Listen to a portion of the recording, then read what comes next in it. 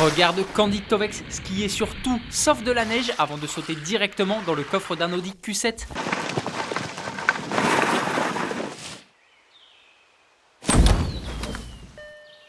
Woo! That was fun! Let's do it again! La grande classe. Et oui, c'est déjà l'heure de ton Automoto Express. Je te présente la toute nouvelle Rolls-Royce Spectre juste après notre page du jour dédiée aux autres nouveautés du Mondial de Paris. Opium Makina Vision, le constructeur français est présent au Mondial pour présenter au public la Makina, sa grande berline à hydrogène. C'est encore un concept, mais selon Olivier Lombard, le fondateur, elle se rapproche à 95% de la version de série. Cette grande berline à hydrogène qui revendique 500 chevaux et 1000 km d'autonomie sera d'ailleurs produite en France, près de Vernon en Normandie. Il est possible de précommander la Makina moyennant un apport de 656 €, une toute petite somme par rapport au prix final de cette voiture qui devrait être de 120 000 € environ. Une Lamborghini au Mondial de Paris. Lamborghini n'est pas présent cette année au Mondial de Paris. Pourtant, si tu te balades dans les allées du salon parisien, tu peux en apercevoir une. C'est quel modèle? Une Sian FKP 37. Petit détail qui a une très grande importance, elle est en Lego. Pour fabriquer cette auto, il a fallu environ 9000 heures et plus de 400 000 pièces. C'est la première fois qu'elle est exposée en France. Le multiplat est là. Les deux protagonistes de la chaîne Villebrequin, Sylvain Lévy et Pierre Chabrier, ont profité du Mondial de l'auto pour exposer et démarrer devant Esteban Ocon le multiplat. Tu sais, ce monstre qu'ils ont fait préparer à 1000 chevaux.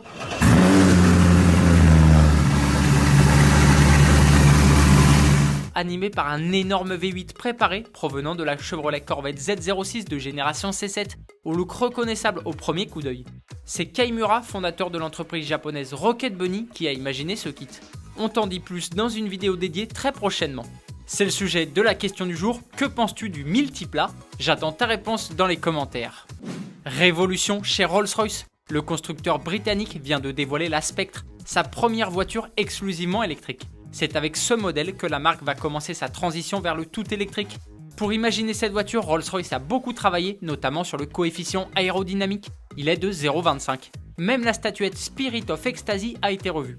C'est également le véhicule de la marque le plus technologique. Elle se dote dans l'habitacle d'une nouvelle architecture numérique ou encore de la nouvelle suspension planar qui permet à chaque roue d'agir indépendamment. Cette Rolls-Royce est animée par un moteur électrique de 585 chevaux et 900 Nm de couple, une puissance obligatoire pour déplacer ce gros bébé de près de 3 tonnes.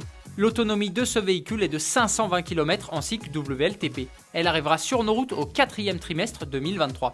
La remise sur le carburant prolongée. Le groupe Total Energy et le gouvernement ont annoncé la prolongation de leurs remises respectives jusqu'à la mi-novembre. Moins 20 centimes par litre pour Total et moins 30 centimes par litre pour le gouvernement, soit une remise de 50 centimes par litre. Une bonne nouvelle pour les Français puisque la ristourne du géant pétrolier et du gouvernement devait tomber à 10 centimes par litre au 1er novembre. En ce jour de grève interprofessionnelle, la situation dans les stations-service de l'Hexagone est toujours tendue. Près d'une station sur 4 a toujours des difficultés d'approvisionnement. Combien coûte un litre de carburant en moyenne aujourd'hui? Ça augmente encore. 1,65 € pour le samplon 95 E10 et 1,90 € pour le diesel remise gouvernementale déduite.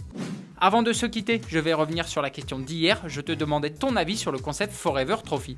J'ai bien aimé ton com, Noé. Tu aimes beaucoup cette 4L et tu trouves que c'est un bel hommage. Automoto Express, c'est terminé pour aujourd'hui. À demain, bonne soirée, allez ciao!